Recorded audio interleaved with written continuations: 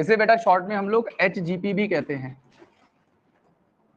इसको हम लोग HGP के नाम से भी जानते हैं, ह्यूमन जीनोम प्रोजेक्ट को।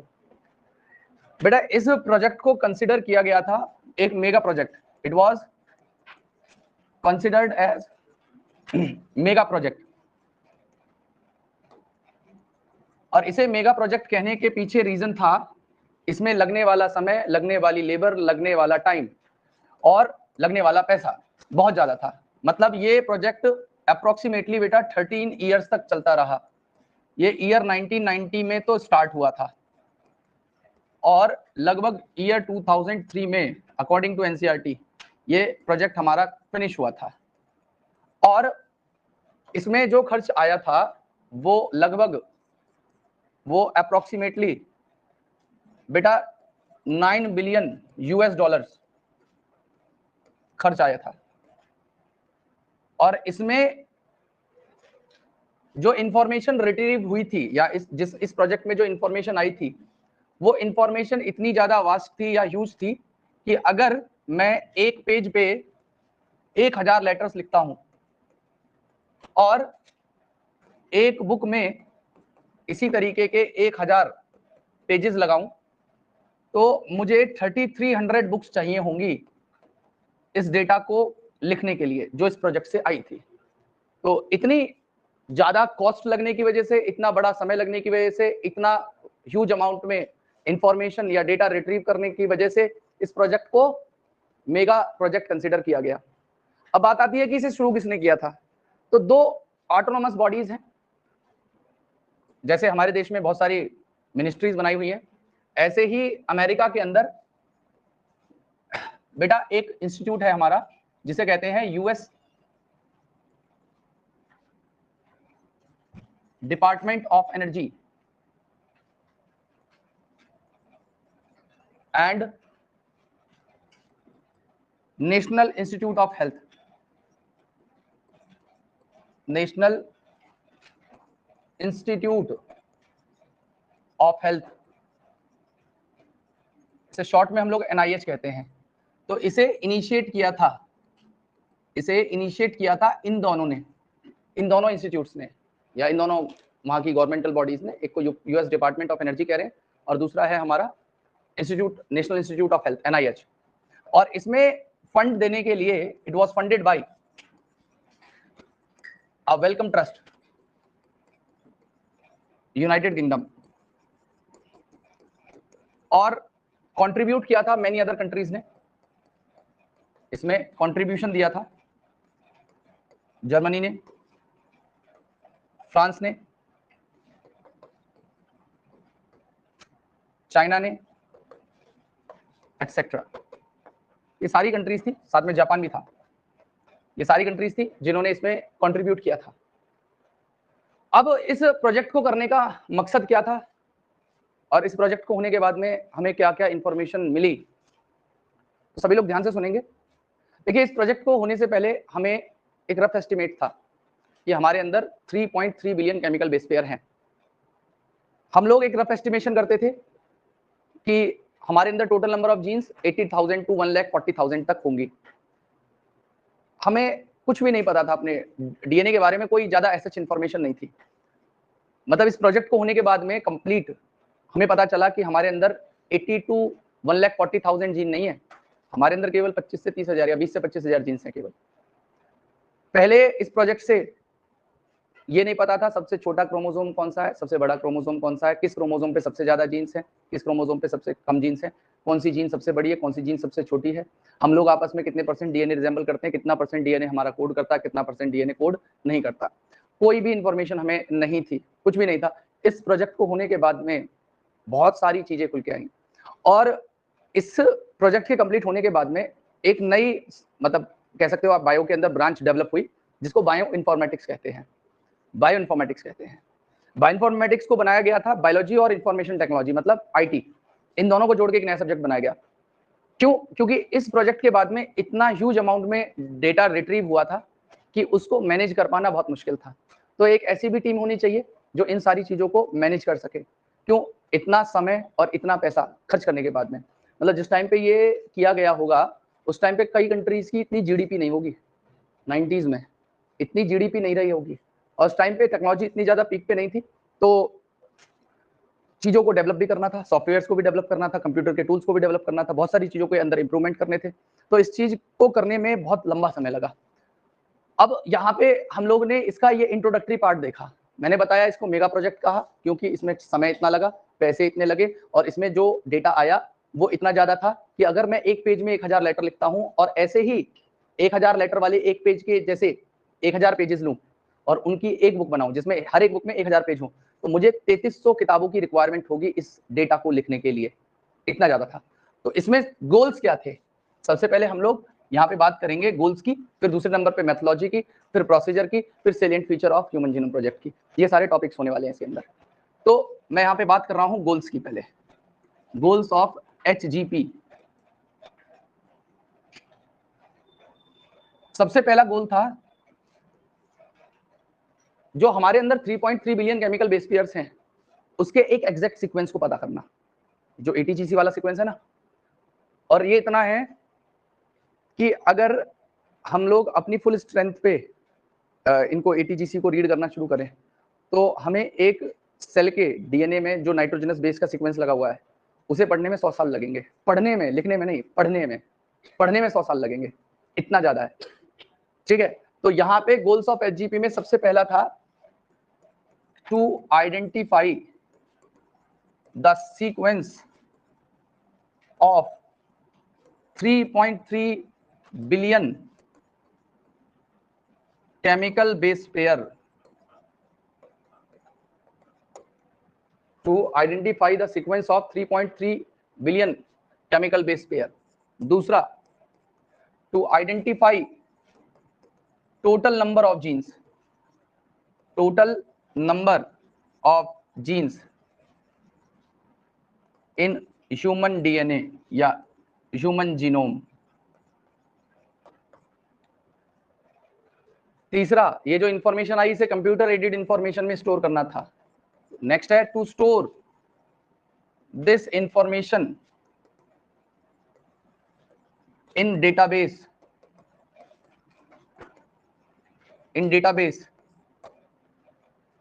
next to improve tools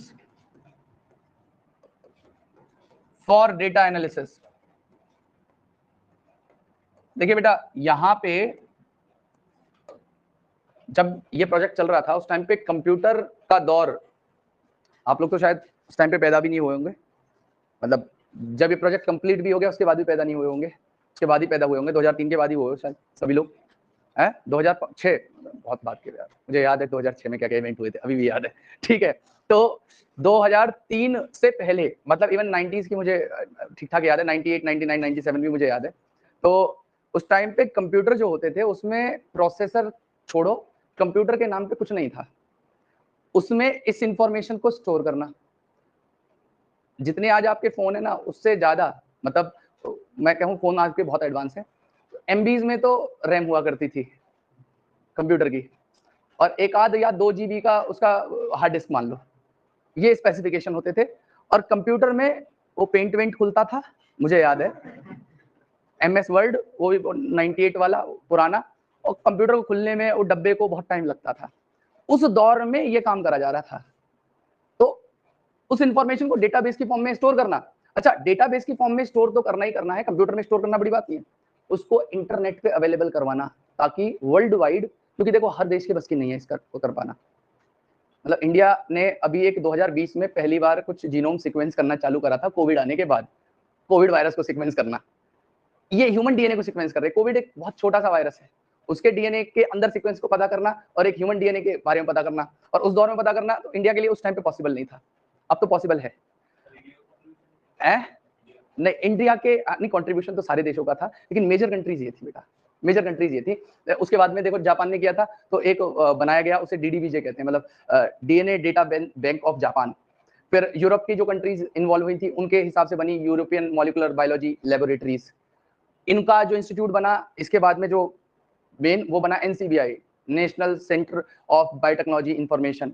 बहुत सारे इंस्टीट्यूट बना दिए गए फिर तो, और ये ग्लोबल है, मतलब इनमें जो भी इंफॉर्मेशन है, मतलब इस प्रोजेक्ट को होने के बाद में जो इंफॉर्मेशन है वो आज सभी को फ्री ऑफ कॉस्ट एक्सेस है।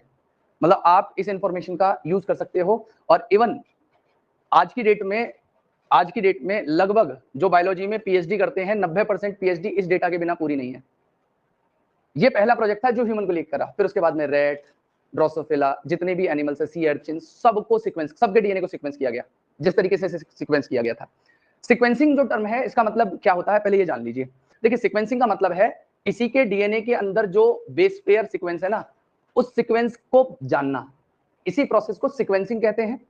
और इसको करने के लिए एक मशीन होती है जिसे हम लोग ऑटोमेटेड डीएनए सीक्वेंसर कहेंगे। दिखाऊंगा कैसे काम करती है वो, उसका पूरा प्रोसीजर है, किस मेथड पे काम करती है उसकी भी हम बात करेंगे। तो यहाँ पे मैंने बताया कि एक तो डेटाबेस को मतलब इंफॉर्मेशन को डेटाबेस की फॉर्म में स्टोर करना, दूसरा टूल्स को इंप्रूव करना डेटा को एनालाइज करने के लिए, और उसके बाद में इस इंफॉर्मेशन को अदर सेक्टर्स में भी ट्रांसफर करना, to transfer this information to other sectors. इस इंफॉर्मेशन को दूसरे सेक्टर्स के अंदर भी ट्रांसफर करना ताकि वो भी इसका फायदा उठा सके, टू अदर सेक्टर्स। और उसके लास्ट में इससे अराइज होने वाले जितने भी इश्यूज थे उन सबको भी एड्रेस करना है, to address ethical, legal and social issues, जिन्हें हम कहते हैं ELSI। इस बात का मतलब ये है कि देखिए, आप बहुत अच्छे से जानते हो एक इंसान ऐसी चीज है जिसमें ओरिजिनल चीज आने के तुरंत बाद में उसकी कॉपी आ जाती है, और उसके यूज से पहले मिसयूज इंसान ढूंढ लेता है। आप देखो, एडिडास कितने भी बढ़िया कपड़े बना ले, आपको वो गांधीनगर में 500-1000 रुपए मिल जाएंगे। मतलब उन्होंने वो बड़ा अच्छा फैब्रिक तैयार करा, उसको कॉपी 2 मिनट में तैयार कर दिया। आप कितनी भी सोफिस्टिकेटेड मशीन बना दीजिए, उसकी रिवर्स इंजीनियरिंग करके 2 मिनट में तैयार कर देंगे। दूसरा, आप कितना भी अच्छे यूज के लिए डेटा बना लीजिए, बहुत सारे लोग उसे मिसयूज करना शुरू कर देंगे। मिसयूज में एक बहुत आइडियल एग्जांपल है, चाइना ने अभी मिसयूज किया था साइंस का कोविड के टाइम पे बायोलॉजिकल वारफेयर में। तो ऐसे ही कोई ह्यूमन क्लोनिंग के लिए भी इस डेटाबेस का इस्तेमाल कर सकता है, या जीन्स जब पता चल गई, बहुत सारी जीन्स का फंक्शन पता चला, तो सुपर ह्यूमन बनाने की कोशिश की जा सकती है। हाँ, लिटरली बहुत सारी कंट्रीज का ड्रीम है ये, बहुत सारी कंट्रीज का ड्रीम है कि दे विल क्रिएट आर्मी जो नॉन स्टॉप काम लड़ती रहे, उनके पास में सुपर ह्यूमंस क्रिएट करना चाहते हैं। तो उससे जितने भी तरीके के एथिकल इश्यूज हो सकते थे, जितने भी लीगल और सोशल इश्यूज उससे अराइज हो सकते थे, उन सबको भी एड्रेस करना इनका एक गोल था। ये सब तो कर लिया, उसके साथ में जो जुड़ी हुई बदतमीजियां हैं, उन बदतमीजियों को भी तो मैनेज करना है। सारा काम तो कर दिया, अब पता है कि इंसान बदतमीजी करेगा, तो उससे पहले उसको उसके लिए लॉज तैयार कर दी गई। अब इसके लिए मेथोडोलॉजी और प्रोसीजर क्या था उसे भी जानिए। तो यहाँ पे मेथोडोलॉजी में 2 तरीके की मेथोडोलॉजीज थी, या मैं एक तरीके से कह रहा हूं 2 अप्रोचेस थी। 2 अप्रोचेस थी। उन 2 अप्रोचेस में सबसे पहली अप्रोच जो इन्होंने ली उसे कहा था इन्होंने ESTS, that is expressed sequence tag. Expressed sequence tag. और दूसरी जो अप्रोच इन्होंने ली उसे कहा गया सीक्वेंस एनोटेशन। उसे कहा गया सीक्वेंस एनोटेशन। इन दोनों के अंदर क्या किया गया? बेटा अर्जुन, बातें नहीं, बातें बहुत करते हो। इनमें क्या किया गया था, नाम से पता चल रहा है कि हम लोग किसी चीज को टैग करेंगे या उन सीक्वेंस को टैग करेंगे जो अपने आप को एक्सप्रेस करते हैं। इसमें मतलब हमारा मकसद था केवल उन सीक्वेंसेस को आइडेंटिफाई करना जो कोड करते हैं। हमें नॉन कोडिंग सीक्वेंसेस से कोई मतलब नहीं है। इसमें टारगेट था किस चीज के ऊपर? केवल कोडिंग सीक्वेंसेस का, कि ह्यूमन डीएनए में कितना परसेंट पार्ट या कितनी जीन्स या कितने परसेंट डीएनए कोड कर रहा है, हम उस कोडिंग पार्ट को आइडेंटिफाई करना चाहते हैं। ये है एक्सप्रेस सीक्वेंस टैग का मतलब। सीक्वेंस एनोटेशन को आपके एनसीईआरटी में बोला गया है कि भाई ये एक तरीके की ब्लाइंड अप्रोच थी, जिसमें क्या किया गया, पूरे डीएनए को एक साथ सीक्वेंस कर लिया, और सीक्वेंस करने के बाद में वहां पे कोडिंग रीजन को लेटर ऑन असाइन कर दिया गया। इसमें सीधा कोडिंग रीजन को ढूंढा गया। इसमें कोडिंग नॉन कोडिंग दोनों को पहले सीक्वेंस करा और बाद में कोडिंग रीजन को आइडेंटिफाई किया गया। तो इसमें मैं लिख दे रहा हूं, यहां पे आइडेंटिफाई करना था only coding region in DNA sequence, identify करना था केवल कोडिंग रीजन्स को डीएनए सीक्वेंस के अंदर, और इसे बोला गया कि it was a blind approach, it was a blind approach in which whole genome या DNA was sequenced and later on assigned coding regions। ठीक है, ये दो तरीके की अप्रोचेस थी जिन्हों को लिया गया या मेथोलॉजी में माना गया। अब इसमें प्रोसीजर क्या था, इसमें प्रोसीजर क्या था, प्रोसीजर क्या था? देखिए यहां पे प्रोसीजर ये था कि अगर आपको ह्यूमन जीनोम को सीक्वेंस करना है तो ह्यूमन जीनोम को सीक्वेंस करने के लिए आपके पास में पहले डीएनए तो हो, तो सबसे पहला काम यहाँ पे क्या होगा, डीएनए का आइसोलेशन कराना। सबसे पहला काम होगा डीएनए का आइसोलेशन करना। अब सबसे पहला प्रोसीजर में स्टेप लिख दे रहा हूं मैं, isolation of DNA, isolation of DNA.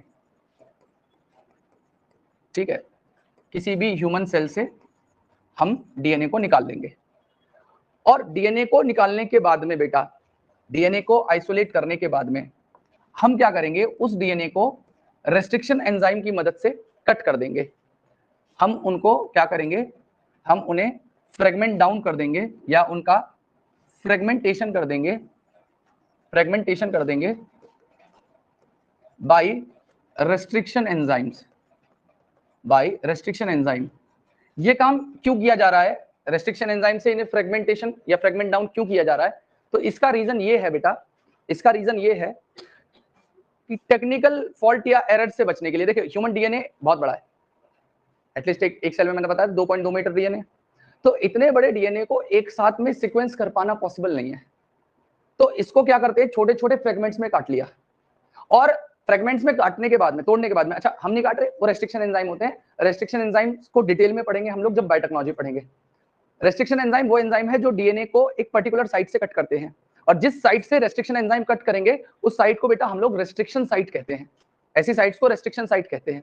तो इन रेस्ट्रिक्शन एंजाइम्स ने एक बड़े से डीएनए को छोटे छोटे फ्रेगमेंट्स में बांटता चला गया, तो हमारे पास में अलग अलग लेंथ के डीएनए फ्रेगमेंट्स यहाँ पे तैयार हो जाते हैं।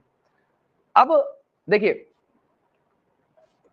ये एक प्रोसीजर है, जैसे आप हो, कभी कभी आप किसी चीज को लिख रहे हो, नोट्स बना रहे हो, तो आपसे भी लिखने में एक एरर होता है, आपको लाइन काटनी पड़ती है, दोबारा रीराइट करना पड़ता है। तो सपोज करो आप जब सीक्वेंसिंग कर रहे हो, तो सीक्वेंसिंग करते वक्त ऐसा भी तो हो सकता है कि एरर आ जाए और आपको फिर से वो प्रोसीजर दोबारा करना पड़े, उस फ्रेगमेंट के लिए फिर से आपको सीक्वेंस करना पड़े, पहली बार में रिजल्ट ना मिल पाए, क्योंकि ये एक तरीके का एक्सपेरिमेंट ही तो है, रिजल्ट हमेशा तो नहीं मिलेंगे पॉजिटिव, कभी कभी गलतियां भी होंगी। तो उस चीज से बचने के लिए क्या किया जाएगा, ये डीएनए फ्रेगमेंट्स को कॉपी करके रख लिया जाएगा। अच्छा कॉपी करने का मकसद क्या है कि जो फ्रेगमेंट हमारे पास में आए हैं, अगर सपोज करो आपने फ्रेगमेंट को सीक्वेंसर के अंदर डाला, एक मशीन के अंदर डाला, सीक्वेंसर ने इसे सीक्वेंस किया और आधे टाइम पे आते आते एरर आ गया। अब ऐसी कंडीशन में आपको ये फ्रेगमेंट फिर से चाहिए, अब इस फ्रेगमेंट आपके पास में इसकी कोई कॉपी नहीं है, तो आपको क्या करना पड़ेगा, फिर से डीएनए आइसोलेशन करो, फिर रेस्ट्रिक्शन एंजाइम से कट करो। तो एक प्रोसीजर या एक स्टेप तो बढ़ गया, और इतना आसान भी नहीं है कि आप बार बार रिपीट कर पाओ। तो आप क्या करोगे, इन फ्रेगमेंट्स की कॉपी बना के अपने पास में रख लोगे। मेरी बात समझ में आ रही है आपको? तो यहाँ पे नेक्स्ट जो स्टेप किया जाना है वो ये है कि इनकी क्लोनिंग कर लेंगे, इनकी क्लोनिंग कर लेंगे फ्रेगमेंट्स की। लेकिन फ्रेगमेंट्स की क्लोनिंग करने के लिए हम लोग एक क्लोनिंग वेक्टर का इस्तेमाल लेंगे, और वो क्लोनिंग वेक्टर यहाँ पे लिए गए हैं ईस्ट आर्टिफिशियल क्रोमोसोम और बैक्टीरियल आर्टिफिशियल क्रोमोसोम। अब ये ईस्ट आर्टिफिशियल और बैक्टीरियल आर्टिफिशियल क्रोमोसोम्स क्या होंगे, तो आइए इन्हें भी जान लेते हैं। तो आपने कभी क्लास 11th के अंदर, सभी लोग एक मिनट इधर देखना, लिखना बंद कर देंगे। देखिए क्लास 11th के अंदर आप लोगों ने बैक्टीरियल सेल पढ़ी थी, तो मैंने आपको बताया था कि बैक्टीरियल सेल में एक तो मेन डीएनए होता है सर्कुलर, उसके अलावा बहुत सारे extra circular, extra chromosomal circular DNA होते हैं। तो जो मेन डीएनए के अलावा क्रोमोसोम्स है उन्हें हम लोग क्या कहते थे, प्लाज्मिड। तो प्लाज्मिड के पास में एक खास एबिलिटी है, प्लाज्मिड जो होते हैं इनके पास में अपना ओरिजिन ऑफ रेप्लिकेशन होता है। तो जिसके पास भी ऑरिजिन ऑफ रेप्लिकेशन है मतलब वो अपने और रेप्लिकेशन को करने में कैपेबल है, मतलब ये अपना एक और आइडेंटिकल रेप्लिका बना सकता है। तो अगर मैं ऐसा करूं कि इसके साथ में इसको रेस्ट्रिक्शन एंजाइम से कट कर दूं और डीएनए के एक फ्रेगमेंट को कट करके इस वाली जगह पे जोड़ दूं, लाइगेट कर दूं लाइगेज की मदद से, और इसे रेप्लिकेट करने के लिए अलाउ करूं, तो जब रेप्लिकेशन स्टार्ट होगा तो ऐसा तो नहीं है कि ये इसके साथ में जुड़ा हुआ है, इसको रेप्लिकेट करने से वो मना कर देगा। रेप्लिकेशन तो पूरे पार्ट का होगा, तो जो इसका रेप्लिका बनेगा वो पूरे का बनेगा। ये प्लाज्मिड डीएनए, ये ह्यूमन का फ्रेगमेंट। मेरी बात समझ पा रहे हो? अब दिक्कत क्या है कि प्लाज्मिड जो होता है इसका साइज बहुत छोटा है, ये केवल 10 से 15 केबी का डीएनए ले सकता है। ह्यूमन डीएनए का सीक्वेंस बड़ा है, तो हमें चाहिए बड़े वेक्टर्स जिनके साथ में इस डीएनए को ऐसे ही जोड़ के क्लोनिंग करवा दी जाए। क्लोनिंग का मतलब होता है, क्लोनिंग का मतलब है ये डीएनए का फ्रेगमेंट है, इससे ऐसा ही एक डीएनए का फ्रेगमेंट बनाना क्लोनिंग है।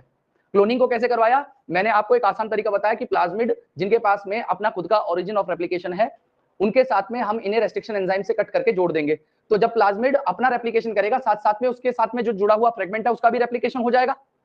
तो लेकिन इसके साथ में दिक्कत ये है कि इसका साइज बहुत छोटा है, बहुत कम छोटे डीएनए फ्रेगमेंट को ले सकता है। तो हमें एक ऐसा वेक्टर चाहिए, मतलब इसी तरीके की चीज चाहिए जो बड़े डीएनए के फ्रेगमेंट को क्लोन करवा सके। तो उस चीज के लिए हमें डिजाइन करना पड़ा इनको, जिन्हें कहा गया yeast artificial chromosome, bacterial artificial chromosome. ये भी सिमिलर टू दीज प्लाज्मिड होंगे, बस इनका साइज इनके मुकाबले काफी बड़ा होता है, मतलब ये बड़े फ्रेगमेंट्स को ले जाने में कैपेबल है। तो ह्यूमन जीन बड़ी होंगी, उनके लिए बड़ा ही वेक्टर चाहिए होगा। और अब यहाँ पे हमने क्लोनिंग कर दी उन फ्रेगमेंट्स की, किसकी मदद से, yeast artificial chromosome, yeast artificial chromosome और बैक्टीरियल आर्टिफिशियल क्रोमोसोम की मदद से, बैक्टीरियल आर्टिफिशियल क्रोमोसोम की मदद से। अब हमारे पास में कॉपीज भी तैयार हैं, उसकी क्लोनिंग भी कर लिया, डीएनए फ्रेगमेंट भी तैयार है। तो अब हम क्या करेंगे, हम अब इस डीएनए के फ्रेगमेंट को सीक्वेंस करना चालू करेंगे। हम लोग क्या करेंगे, सीक्वेंसिंग करेंगे ऑफ डीएनए फ्रेगमेंट्स। और जिस चीज से इसे सीक्वेंस करेंगे उस मशीन को कहते हैं ऑटोमेटेड डीएनए सीक्वेंसर। तो ऑटोमेटेड डीएनए सीक्वेंसर नाम की एक मशीन है जो काम करती है फेडरिक और सेंगर मेथड पे। इस मशीन में हम लोग इन डीएनए के फ्रेगमेंट्स को डालेंगे, वो मशीन कंप्यूटर से जुड़ी होती है और जो भी उसके अंदर सीक्वेंस होता है वो एक एक फॉस्फोडाइस्टर बॉन्ड को रीड करती है और वहां पे लगे हुए प्यूरिन और पाइरिमिडीन का जो स्ट्रक्चर है उसको देखती है कि वहां पे 9 मेंबर्ड रिंग है, मतलब उसके केमिकल स्ट्रक्चर को देखती है और उस बेसिस पे वो डेटा को कंप्यूटर में ट्रांसफर करती है। मतलब कहने का ये है, सभी लोग एक मिनट के लिए इधर देखेंगे, सभी लोग एक मिनट के लिए इधर देखेंगे।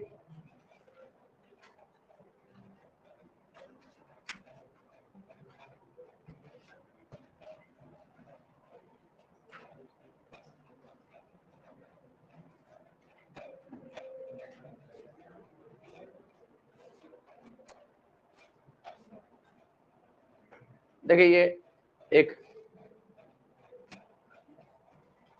पीसीआर है, पीसीआर है।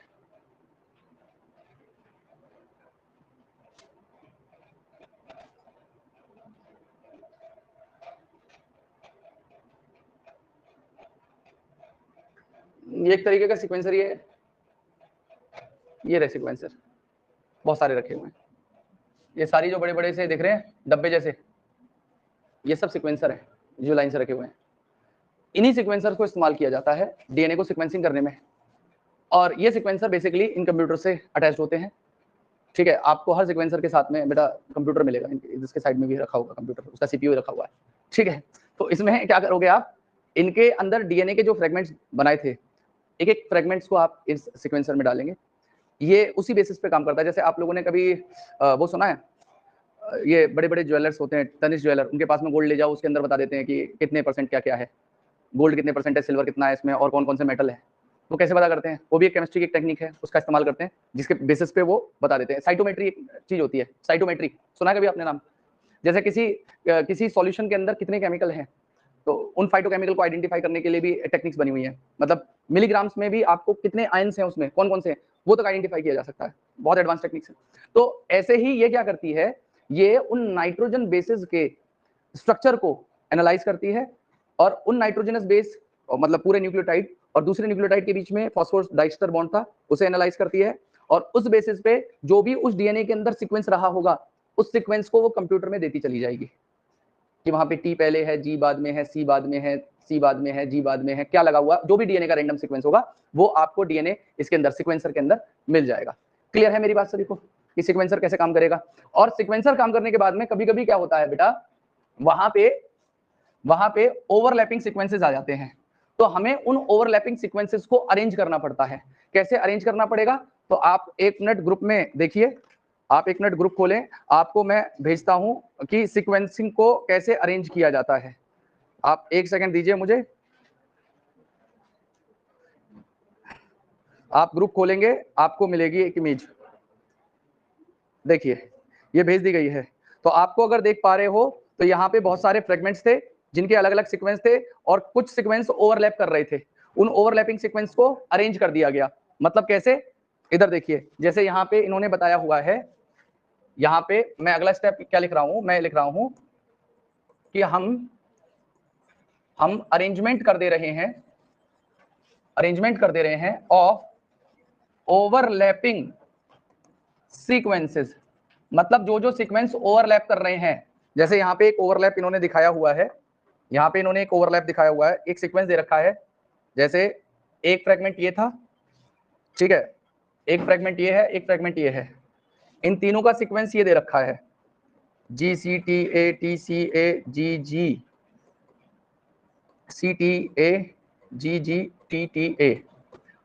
अब इसका सीक्वेंस इन्होंने दे रखा है, that is G G G T T A C A G T C C A T G C A T A. और तीसरा वाला जो सीक्वेंस है, उसका जो सीक्वेंस दिया हुआ है इन्होंने, वो दिया हुआ है C A T A C A C G T A G T T A C G. ठीक है, तो अब यहां पे ये 3 फ्रेगमेंट है, जिसमें एक तो रीजन ये ओवरलैप कर रहा है और एक ये वाला सीक्वेंस ओवरलैप कर रहा है। तो हमें क्या करना है, इन ओवरलैपिंग सीक्वेंस को ऐसे नहीं लिखना है कि भाई ये फ्रेगमेंट है, इसके बाद में यहीं से इसके पीछे से ऐसे लिख दूं पहले, ऐसे नहीं करना है हमें जो ओवरलैपिंग सीक्वेंसेस है उनको एक ही मिला देना है। मतलब यहाँ पे जो सीक्वेंस हो जाएगा, यहां से बिल्कुल बराबर सेम टू सेम रहने वाला है, यहाँ पे ये आ जाएगा GTTA, और उसके बाद में ये जो पूरा सीक्वेंस है ये एज इट इज रहेगा G तक, और उसके बाद में CATA, ये वाला सीक्वेंस जो ओवरलैप कर रहा है उसको सेम रखना है, और उसके बाद में यहां से लेके यहां तक का जो सीक्वेंस है वो सेम रहेगा। तो ये पूरा का पूरा हमने क्या कर दिया, इसको ओवरलैपिंग सीक्वेंसेस को मिला के एक सीक्वेंस बना दिया। क्लियर हो रही है मेरी बात सभी को, कैसे ओवरलैपिंग हो रही थी और कैसे उसको कर दिया गया। एंड फाइनली हम लोग उसे अलाइनमेंट कर देंगे, सीक्वेंसेस को अलाइन कर देंगे, और अलाइन करने के बाद उसे कंप्यूटर में सेव कर लेंगे। ठीक है, और सेव करने के बाद में उसे फिर इंटरनेट के ऊपर उसको चीजों को अपलोड किया जाएगा, ताकि वेबसाइट से अलग अलग, ताकि लोग उसे एक्सेस कर पाए। ठीक है, तो इस तरीके से यहाँ पे इनको ओवरलैपिंग सीक्वेंसेस को अरेंज किया जाता है, और अरेंज करने के बाद में बेटा यहाँ पे अलाइनमेंट कर दी गई सीक्वेंसेस की, और फाइनली उसको सेव कर लिया कंप्यूटर में, और आपके पास में ह्यूमन जीनोम के ऐसे ही कई बहुत सारे फ्रेगमेंट्स होंगे, सबको ऐसे ही करके पूरा एक सीक्वेंस बना दिया जाएगा, ऐसे पूरा 3.3 बिलियन केमिकल बेस पेयर का पूरा line to line exact sequence हमें पता चल जाएगा कि किसी भी डीएनए में 3.3 बिलियन केमिकल बेस पेयर का सीक्वेंस क्या होगा। अब मैं जो बार बार बोल रहा हूँ 3.3 बिलियन, इस प्रोजेक्ट के बाद में यही पता चला कि 3.3 बिलियन केमिकल बेस पेयर नहीं होते, वो 3.2 मिलियन से थोड़े से कम होते हैं, बिलियन 3164.7 मिलियन। तो ये हो गए लगभग 3.2 बिलियन के आसपास, बिलियन के आसपास। तो यहां पे अब अगला पार्ट आएगा हमारा salient features of human genome project. salient features क्या थे ह्यूमन जीनोम प्रोजेक्ट के? तो यहां पे सबसे पहला जो चीज पता करी गई कि ह्यूमन डीएनए में आपको 3164.7 मिलियन केमिकल बेस पेयर्स मिलेंगे। दूसरा, किसी भी ह्यूमन डीएनए में टोटल जीन्स अप्रोक्सीमेटली 25,000 है,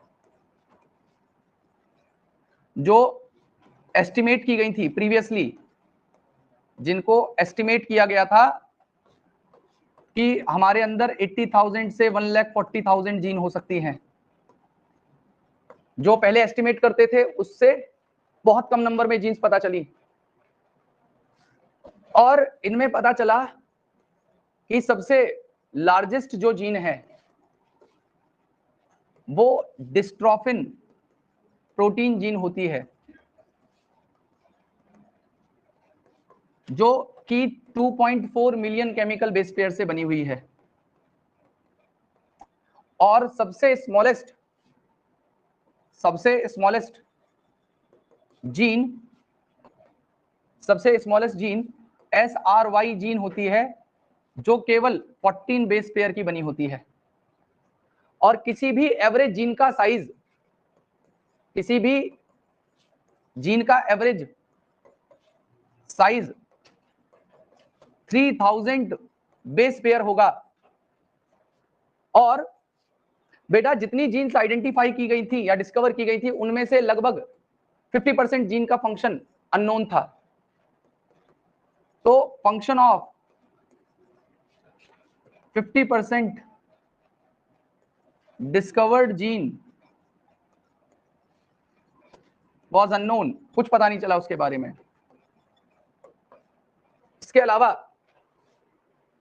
अलावा इन्होंने बताया कि क्रोमोसोम नंबर 1 सबसे बड़ा क्रोमोसोम है।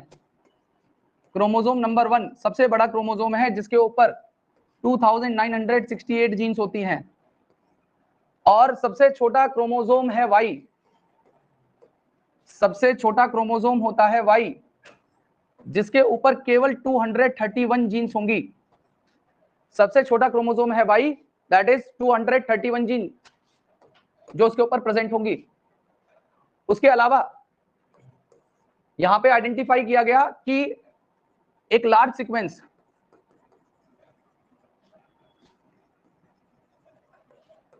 In human DNA is repetitive, repetitions ज्यादा हैं डीएनए के अंदर, रिपीटिशंस ज्यादा हैं। रिपीटेटिव डीएनए हमारे अंदर बहुत ज्यादा है, जैसे 80 का बहुत बड़ा रिपीट हो गया, GC का बहुत बड़ा रिपीट हो गया। तो इसी तरीके से बहुत बड़ा पोर्शन हमारी बॉडी में जो डीएनए है वो रिपीटेटिव है। और बेटा लगभग 98% डीएनए नॉन कोडिंग है, कुछ कोड नहीं करता।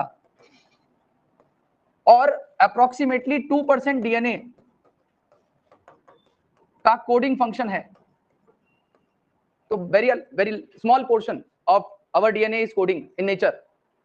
उसके अलावा हम सभी लोग एक दूसरे से 99.9% ह्यूमन डीएनए सिमिलर है, और केवल 0.1% डीएनए ही है जो हमें एक दूसरे से अलग बनाता है।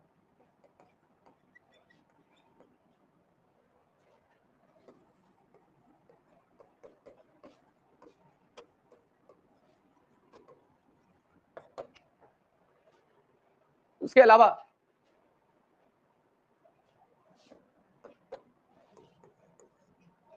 हम सभी ह्यूमंस में 1.4 मिलियन साइट्स ऐसी हैं जिस पे डीएनए बदलता है। मतलब ये जो 0.1% है ना, ये हो जाता है अप्रोक्सीमेटली 3.2 मिलियन बेस पेयर, ये अलग होते हैं हमारे सबके, नहीं तो लगभग सारा डीएनए सेम है हम सबका, चाहे किसी भी रेस का कोई ह्यूमन हो, किसी भी रिलीजन का हो, किसी भी जगह, उस सब के अंदर आपको यही कंडीशन मिलेगी, 99.9% डीएनए सिमिलर मिलेगा, और केवल इतने बेस पेयर्स में से इतने बेस पेयर एक दूसरे से अलग होते हैं। और दूसरा एक और बात बताई गई कि 1.4 मिलियन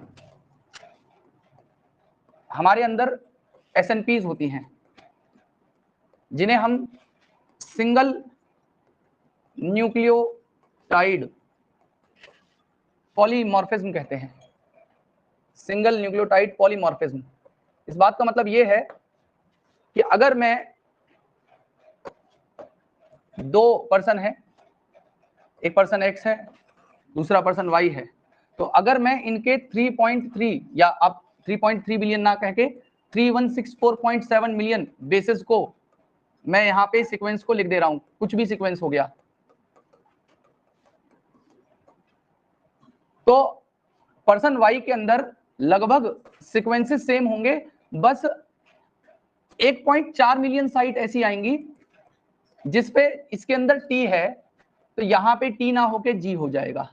सिंगल न्यूक्लियोटाइड में मतलब सारा सेम है, बस एक पॉइंट है, ये सिंगल न्यूक्लियोटाइड है, इसमें पॉलीमॉर्फिक फॉर्म है। पॉलीमॉर्फिक का मतलब इसमें टी है तो वहां पे जी है, किसी के अंदर सी है, किसी के अंदर ए है, तो इसी चीज को एसएनपी कहा जाता है, सिंगल न्यूक्लियोटाइड पॉलीमॉर्फिज्म कहते हैं। और हमारे अंदर 1.4 मिलियन ऐसी साइट्स हैं जहां पे सिंगल न्यूक्लियोटाइड पॉलीमॉर्फिज्म होगा, हम एक दूसरे से इतने पॉइंट पे अलग अलग हो जाएंगे, और वहां पे आपको कोई भी नाइट्रोजनस बेस लगा हुआ मिल सकता है, वो पॉइंट केवल इतने हैं, 1.4 मिलियन। क्लियर है मेरी बात सभी को? तो ये सारे के सारे आपके सीक्वेंसेस थे, मतलब इसके सेलेंट फीचर्स थे। उसके अलावा मैंने बताया एक लार्ज अमाउंट में data is produced after completion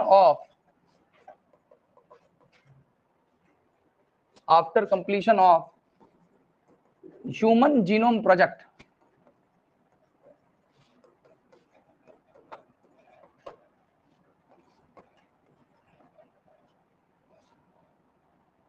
That is need to be managed for easy access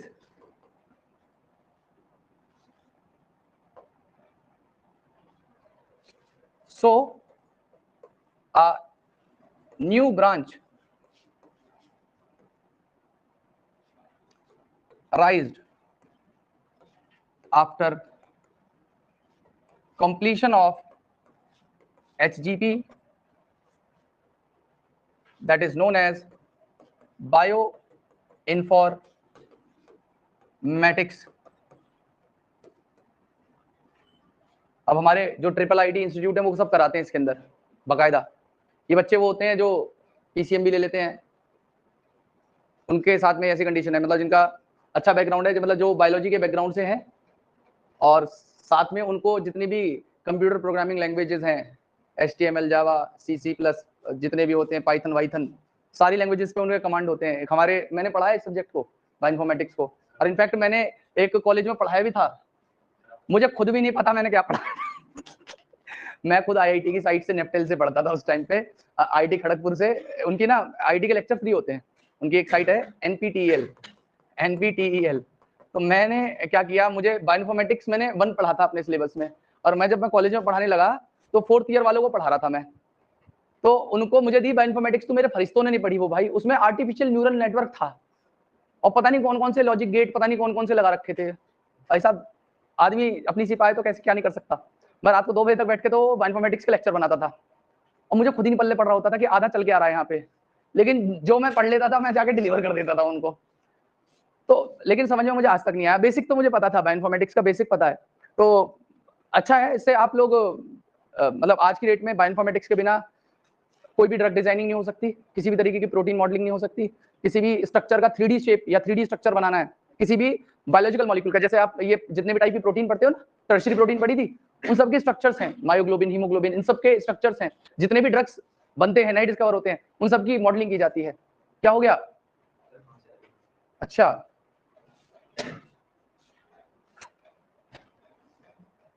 अब सुनो मेरी बात। उठ के चल दिया, बोला क्या हो गया? बोला खांसी आ रही है। सही है तेरा जीवन भाई। अब आओ ऐसे देख लेते हैं स्लाइड से।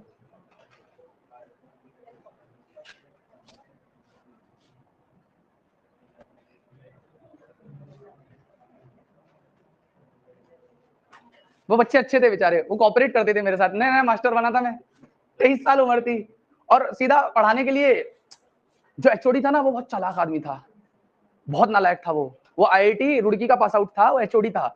वो क्या करते थे, ये जितने बड़े बड़े प्रोफेसर थे ना, हम जैसे नए लड़कों को वो करते थे कि जो अच्छे अच्छे सब्जेक्ट हैं, जो इजी इजी से हैं, मतलब ये बदल के देते हैं सब्जेक्ट, कोई भी पढ़ाना पड़ सकता था वहां पे, ऐसी स्पेशलाइजेशन नहीं थी। तो जो छटे हुए सब्जेक्ट थे ना, गंदे गंदे से, वो सब मुझे दिए, तो पढ़ाएगा। अब भाई नौकरी करनी थी, मजबूरी थी, पढ़ाऊंगा, चलो ठीक है, हाँ पढ़ाऊंगा। लेकिन मैंने ये देखा कि इन्हें पढ़ा तो कैसे दूं, मैंने खुद पढ़े हो तो पढ़ाऊं, मैंने तो खुद ही नहीं पढ़ा ये। अब चूंकि भैया एचओडी और कॉलेज मैनेजमेंट का वो था ऑर्डर, तो माननी पड़ी। पढ़ते थे और जाके पढ़ाते थे। अब मैं जब पढ़ाता था तो आधी बातें तो मुझे ही सुन पढ़ा के आ रहा हूँ वहां पे, लिटरली मुझे नहीं पता। और यही बताओ, जो कंप्यूटर प्रोग्राम मैंने नहीं करे और उसमें बहुत सारी चीजें ऐसी थी जो मुझे खुद ही नहीं पता, मैं कैसे पढ़ा सकता हूँ उस बात को। लेकिन फिर भी मैंने सक्सेसफुली 5 यूनिट कंप्लीट कर दी थी, और बच्चों ने भी हाँ करी, हाँ सबने करवाई है, इस तरीके से करवा दिए थे मैंने। लेकिन बाकी बच्चे अच्छे थे, वो उन्होंने मेरी शिकायत नहीं करी ठीक है। मतलब मैं क्या करता था, आधे टाइम तो उनको पढ़ाता था बायोइन्फॉर्मेटिक्स। अब जैसे मेरे को मॉलिक्यूलर बायोलॉजी बहुत अच्छी आती है, जेनेटिक्स बहुत अच्छी आती है, सेल बायोलॉजी मेरा बहुत स्ट्रॉन्ग है, बॉटनी में कुछ पार्ट्स है मेरे बहुत स्ट्रॉन्ग है। तो मैं क्या करता था, आधे टाइम बायोइन्फॉर्मेटिक्स पढ़ाता था और आधे टाइम दूसरे मॉलिक्यूलर बायोलॉजी पढ़ाना शुरू कर देता था उनके दूसरे, जैसे क्रेब साइकिल वाले नहीं है, उसी का थोड़ा आगे वाला वर्जन, वो सब पढ़ा देता था उन्हें। तो सही सही चल रहा था वहां पे, बढ़िया चल रहा था। अब इधर देखिए ह्यूमन जीनोम प्रोजेक्ट के बारे में। तो यहाँ पे बोला गया है कि जितना डीएनए, एंटायर डीएनए जो हैप्लॉइड सेट ऑफ क्रोमोसोम में मिलता है, उसे हम लोग जीनोम कहते हैं। ह्यूमन जीनोम में डीएनए 23 क्रोमोसोम में पैक्ड है, और हमारे अंदर इतने बेस पेयर हैं, 3.3 होने चाहिए, यहाँ पे 3 लिख दिया सीधा। ह्यूमन जीनोम प्रोजेक्ट को 1990 में इनिशिएट किया गया था और कंप्लीट किया गया 2003 में, और ये पहला मेगा प्रोजेक्ट था जिससे सिक्वेंसिंग की गई थी न्यूक्लियोटाइड्स की, और मैप किया गया था सारी जीन्स को जो ह्यूमन जीनोम के अंदर प्रेजेंट होती है। इसको कोऑर्डिनेट किया था यूएस डिपार्टमेंट ऑफ एनर्जी और नेशनल इंस्टीट्यूट ऑफ हेल्थ ने। और यहाँ पे इनके गोल्स क्या थे?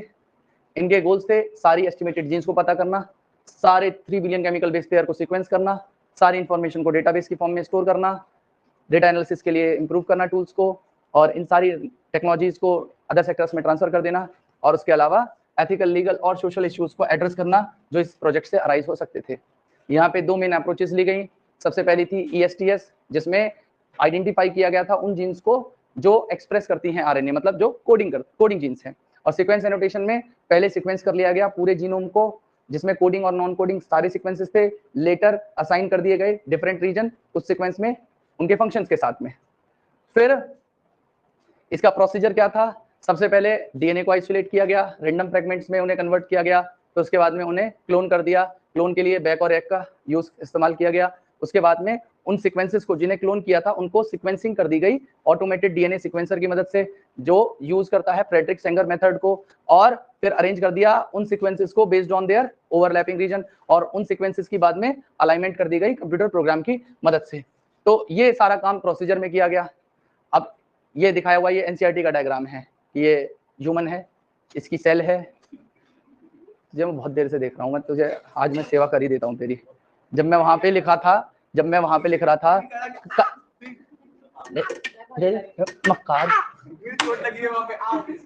मक्कार कहीं के, जब मैं वहां पढ़ा रहा था, जब मैंने वो डीएनए लिखा था इतने % डीएनए कोडिंग है, तब भी तेरी खी खी चालू थी।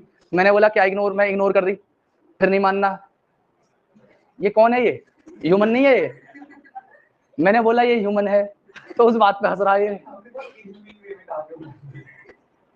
यार। अब मेरे को वे तो पता नहीं है, मुझे पढ़ाना है तो कैसे तो बोलूंगा ही।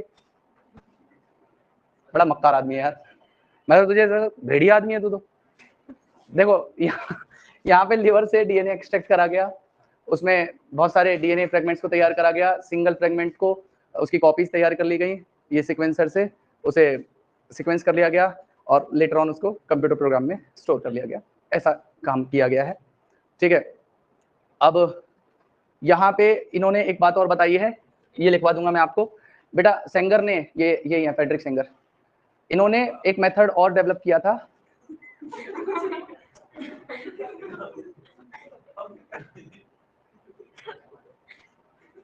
तो ऐसी भद्दी भद्दी आवाजें क्यों निकालता रहता क्लास के अंदर बैठ के, डकाल ले रहा आओ